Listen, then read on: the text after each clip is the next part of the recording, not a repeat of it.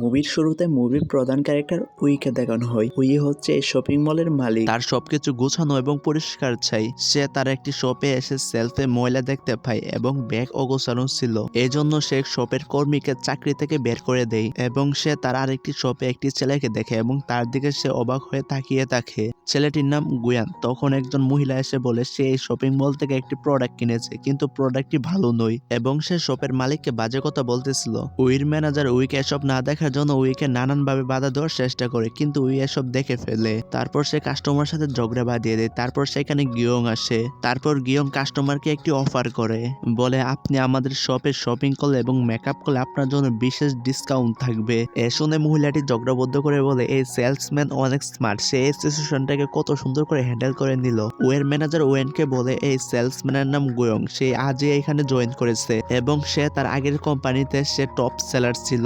সন্ধ্যায় নতুন এমপ্লয়ীদের ওয়েলকাম পার্টিতে উই অতিরিক্ত ড্রিঙ্ক পান করে ফেলে এবং সে মাতাল হয়ে পুরুষদের ওয়াশরুমে ঢুকে পড়ে। গোয়েনকে দেখে বলে তুমি কি আমাকে ফলো করছিলে এবং সে বলে না এটা বয়েজ টয়লেট। তারপর সে দেখে সে সত্যি বয়েজ টয়লেটে ঢুকে পড়েছে। তারপর হঠাৎ করে সে গোয়েং এর উপর এসে পড়ে যায় আর অনিচ্ছাকৃত শর্তে সে গোয়েং এর বেল নিয়ে চলে যায় এবং গোয়েং তার পিছু পিছু যায়। তারপর উই বলে সকালে আমাকে সাহায্য করছিলে কেন, আমাকে আবার পছন্দ করতে শুরু করছো নাকি? গোয়াং বলে আমি আপনাকে পছন্দ করি না, আমি শুধু সমস্যার সমাধান করার চেষ্টা করেছি। নেশা কেটে যাওয়ার পর উইকে ওয়াশরুমে দেখানো হয়। সে মাতাল অবস্থায় গোয়াংকে কি বলেছিল এসব ভেবে সে অকওয়ার্ড ফিল করতেছিল। পরদিন মলে উই গোয়ানকে দেখে এবং দেখে সে একজন কাস্টমারের হাত ধরে প্রোডাক্ট সম্পর্কে বলতেছিল। উই এসব দেখে সে জেলাস ফিল করে এবং গোয়ানকে বলে আমি এখানে সবকিছু কিনবো। তারপর গোয়াং তাকে বাহিরে নিয়ে বলে আপনি এসব কেন করছেন? সে বলে আমি তোমাকে সেলস বাড়াতে সাহায্য করছি। এ বলে সে গুয়েনকে মার্কেট ম্যানেজার পদে সে প্রমোশন করতে চায় কিন্তু গুয়েন না করে বলে আসলে আপনি আমাকে পছন্দ করেন তাই অন্য মেয়ের সাথে আমাকে দেখে তাই আপনি জেলাস ফিল করেছেন। আর তখনই শপের আরেকজন এমপ্লয়ি ইউজির সাথে কাস্টমারের ঝামেলা বেঁধে যায়, তাই ঝগড়া বদ্ধ করতে গুয়াং ভিতরে চলে যায়। তারপর উই মনে মনে বলে এই পৃথিবীতে এই হচ্ছে প্রথম ব্যক্তি যে কিনা আমাকে রিজেক্ট করেছে। পরবর্তী সিনে উইকে জিমে দেখানো হয় তার জিম টিলার এবং তার বন্ধু ইয়ং তাকে পছন্দ করে এবং তাকে পটানোর জন্য সবসময় নতুন নতুন কৌশল বের করে। প্রতিদিনের মতো আজও যখন তাকে ইমপ্রেস করার চেষ্টা করছে তা দেখে ইয়ং রেগে যায়। ইয়ং উইকে জিজ্ঞেস করে আজ অত রেগে কেন? উই বলে শপিং মলে নতুন একজন এমপ্লয় এসেছে, সে নিজেকে অনেক স্মার্ট মনে করে, তাকে একটা উচিত শিক্ষা দিতে হবে। তারপর শপে ইউজো আরেকজন এমপ্লয় ইউর সম্পর্কে কথা বলছিল। তারা বলে যখন থেকে মিসুই কোম্পানির মালিক হয়েছে তার আচরণ অনেকে বিরক্ত হয়ে চাকরি ছেড়ে চলে গেছে এবং তাদের কথাগুলো গিয়ং শুনছিল। এরপর মলে কয়েকজন লোক এসে মলে ভাঙচুর করতে শুরু করে আর বলে এই মলে সমস্ত প্রোডাক্ট নকল আর দাম অনেক বেশি। উই এসে বলে এসব বন্ধ করে আর এখান থেকে চলে যাও কিন্তু এরা উইর সাথে বাজে বিহেভ করতে শুরু করে এবং উইকে মারতে যায় এবং সেইখানে গুয়াং এসে এবং তাদেরকে মেরে উইকে নিয়ে এখান থেকে দূরে পালিয়ে যায়। গুয়াং বলে আপনি সবার সাথে উচ্চস্বরে কথা বলেন তাই জন্য আপনাকে কেউ পছন্দ করে না। কিন্তু উই গুয়াং এর এসব কথায় পাত্তা না দিয়ে বলে তুমি আমাকে আপনি করে কেন বলতেছো, তুমি চাইলে আমাকে নাম ধরে ডাকতে পারো। এ শুনে গুয়াং রেগে বলে আমি আপনাকে সবসময় বাঁচাতে পারবো না, আপনি তাই জন্য বলে আপনি সবার সাথে ভালো ব্যবহার করেন এবং ভালোভাবে চলেন। এরপর দৃশ্য পরিবর্তন হয় এবং গুয়ানকে টিউশন ক্লাসে দেখানো হয় এবং সে তার বইয়ের ভিতরে একটা চিঠি পায় এবং সেই চিঠিতে লেখা ছিল আজ রাত 8টায় উইর সাথে দেখা করতে এই ঠিকানায় চলে আসো। সে চিঠিটা ডাস্টবিনে ফেলে দেয় আর অন্যদিকে উই গুয়াং এর জন্য অপেক্ষা করতেছিল।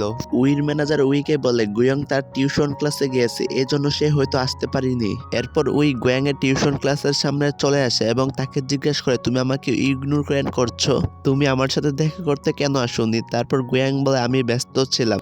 তারপর ওই গুয়েনকে তার গাড়ি চাবি দিয়ে বলে তুমি আমার সাথে কাজ করবে আর তুমি টিউশন করে যত টাকা পাও আমি তার থেকে বেশি টাকা তোমাকে দেব। গুয়েন গাড়ির চাবি না নিয়ে সে এখান থেকে চুপচাপ চলে আসে। আর অন্যদিকে উইর পিয়ন্সে জিনকে দেখানো হয় এবং তার সাথে তার বিয়ে ঠিক হয়েছে। সে হচ্ছে তার বাবার বন্ধুর ছেলে এবং সে তাকে অনেক পছন্দ করে। আর এদিকে উই তাকে মোটেও পছন্দ করে না কারণ সে কোনো কাজ না করে সে তার বাবার টাকা খরচ করে। সে উইকে বলে আগামীকাল তাদের ফ্যামিলি পার্টিতে যোগ দিতে কিন্তু সে না করে দেয়।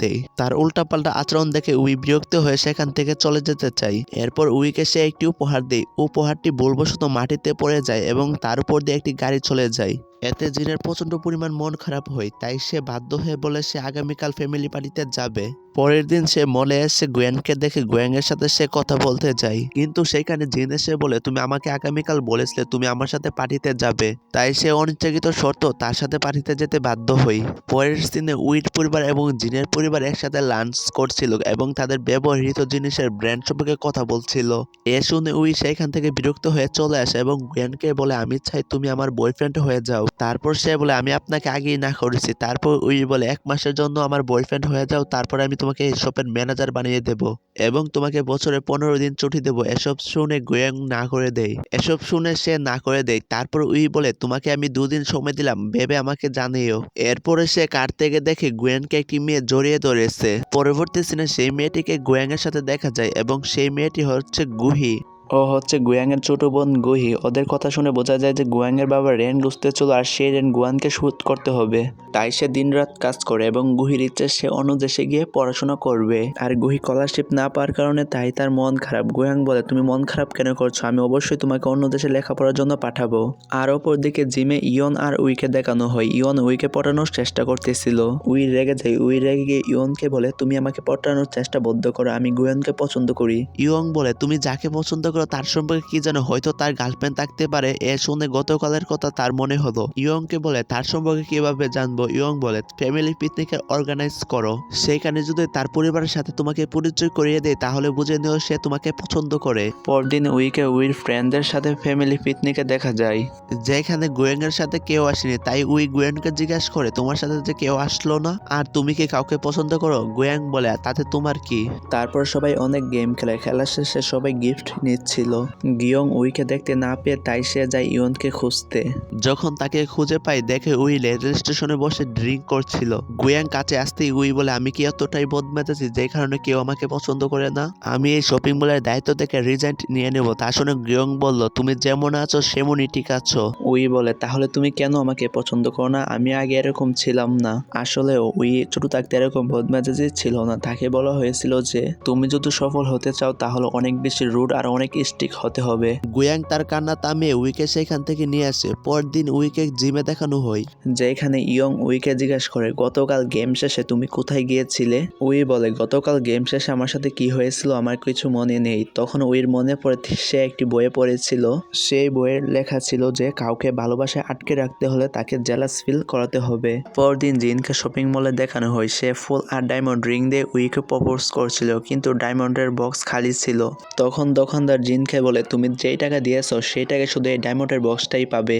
আর তখন ট্যাক্সির ড্রাইভার এসে জিন থেকে বাড়াতে, আর এসব গুয়ং দূর থেকে দেখছিল আর হাসছিল। আসলে উই গুয়নকে জেলাস ফিল করাতে চাচ্ছিল, কিন্তু জিনের আচরণে সে এখান থেকে রেগে চলে যায়।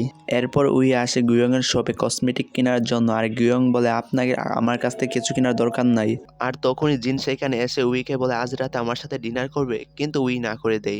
সে বারবার রিকোয়েস্ট করে। উই গুয়াং এর হাত ধরে বলে আজ রাতে আমি তার সাথে ডিনার করতে যাব, তাই তোমার সাথে যেতে পারবো না। কিন্তু জিন উইকে জোর করে এখান থেকে নিয়ে যেতে চাই। তারপর গুয়াং তাকে বাধা দেয়। জিন বলে তুমি কে, আমাকে তুমি বাধা দাও। তারপর গুয়াং বলে আমি তার বয়ফ্রেন্ড। যা শুনে জিন তাকে মারে। তখন শপের বাহিরের মানুষ এবং ভিতরের মানুষ এসব রেকর্ড করছিল। জিন তাই সে সেখান থেকে চলে যায়। পরদিন উই গুয়াং এর টিউশন ক্লাসে যেয়ে জানতে পারে গুয়াং অসুস্থ। তাই সে গুয়াং এর বাসায় চলে আসে এবং বলে তুমি আমাকে কেন বলোনি তুমি অসুস্থ, আর তুমি এই অসুস্থ শরীর নিয়ে কেন কাজ করেছিলে, আর যতদিন পর্যন্ত তুমি সুস্থ না হও ততদিন পর্যন্ত তোমার ছুটি। ওই ইউটিউব দেখে গুয়াং এর জন্য চিকেন স্যুপ রান্না করে এবং বলে তুমি প্রথম ব্যক্তি যার জন্য আমি কিছু রান্না করেছি। তারপর গুয়াং স্যুপটি একটু মুখে দেয়। তার খাওয়া দেখে উইও একটু মুখে দেয়, দিয়ে বুঝতে পারে খাবারটা জঘন্য হয়েছে। বাহিরে এসে সে যখন গুহিকে দেখে রেগে যায়, বলে যে তোমার বয়ফ্রেন্ডের প্রতি যত্ন রেখো আর সে সুস্থ হলে বলো কাজে যেতে। গুহি তার অ্যাটিটিউড দেখে বলে আপনি নিশ্চয়ই মিস উই, সে আসলে আমার বয়ফ্রেন্ড নয়, সে আমার ভাই। গুহির মুখ থেকে সে ভাই শব্দটি শুনে সে আসলে বেবাচাকা খেয়ে যায়, লজ্জিত অনুভব করে। পরদিন সে ইয়নকে এসব কথা বলে কান্না করছিল এবং তার সেই বইটির কথা আবার মনে পড়ে। পরদিন উই শপে আসে এবং গুয়েনকে দেখতে পেয়ে তার কাছে যায়, কিন্তু উই তার সাথে কথা বলে না। আর উইজুকে বলে তুমি রেডি হয়ে যাও, তোমাকে শপের প্রফেশনাল স্যুটের জন্য সিলেক্ট করা হয়েছে। তখন গিয়ং তার সাথে কথা বলতে আসে। তখন লিওন তাদের মাঝে চলে আসে। গুয়ান বলে আমি তার সাথে এখন জরুরি কথা বলবো, তাই জন্য তুমি এখান থেকে যাও। তখন উই ইয়নের হাত জড়িয়ে ধরে। তা দেখে গিয়ং অবাক হয়ে যায়। উই যখন বাড়িতে যাচ্ছিল তখন গিয়ং তার কাছে আসে, এসে বলে তোমার সাথে আমার কিছু জরুরি কথা ছিল। উইকে তার বাসায় নিয়ে এসে এবং তার জন্য ভালো ভালো খাবার রান্না করে।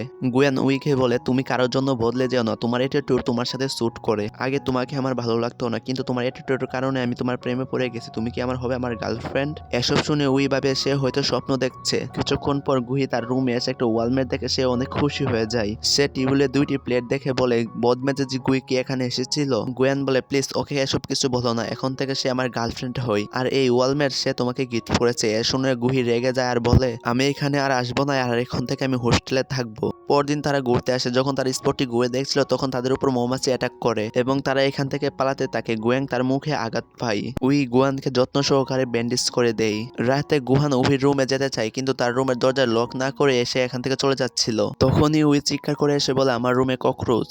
গুয়াং তার রুমে গিয়ে ককরোচটি মেরে ফেলে। তখন উই গুয়ানকে জিজ্ঞাসা করে তুমি সবকিছু এত সহজভাবে কিভাবে হ্যান্ডেল করো? তোমার সাথে থাকলে মনে হয় পৃথিবীতে কোনো সমস্যাই নেই। গুয়ান বলে আমরা ছোট থাকতে এরকম ছিলাম না, মা মারা যাওয়ার পর বাবা আমাদেরকে ছেড়ে চলে যায়। সংসারের দায়িত্ব পালন করতে গিয়ে মানুষের সাথে কিভাবে ডিল করতে হয় তা শিখেছি। পরদিন সকালে ইউজি এসে বলে সে অসুস্থ, তাই সে শুটিং করতে পারবে না, কারণ সে জেনে গেছে তাদের মধ্যে অ্যাফেয়ার চলছে। তাদের মধ্যে বন্ডিং বাড়াতে তাই সে উহিকে বলে তারা যেন বাকি শুটিংটা তারাই করে ফেলে। উহি রাজি হয়ে যায়। ফটোশুটের সময় ফটোগ্রাফার তাদের ছবি একসাথে তুলছিল না। তখন উই ফটোগ্রাফারের চোখের দিকে তাকিয়ে বুঝতে পারে সে হচ্ছে জিন। উই বলে তুমি আমার পিছু নিচ্ছ কেন? জিন বলে আমি তোমার ফিয়ন্সে, তুমি আমার সাথে এভাবে কথা বলতে পারো না। উই বলে তুমি আমার ফ্যামিলি ফ্রেন্ড, তাই জন্য তোমার এসব আমি সহ্য করেছি, তাই তুমি এখান থেকে চলে যাও। পরবর্তী সিনে গুহি ও ইয়নের এড ফটো পুরা শহরে দেখাচ্ছিল, আর ইয়ন এই ফটোগুলো দেখে খুব মন খারাপ করে। তখন গুয়ান গুহিকে উইর সাথে দেখা করার জন্য তাকে একটি শপে নিয়ে আসছে। গুহি তার ব্যবহারের জন্য উহির কাছে সে ক্ষমা চাই। উই তাকে শপের সবচেয়ে দামি নীল পালিশ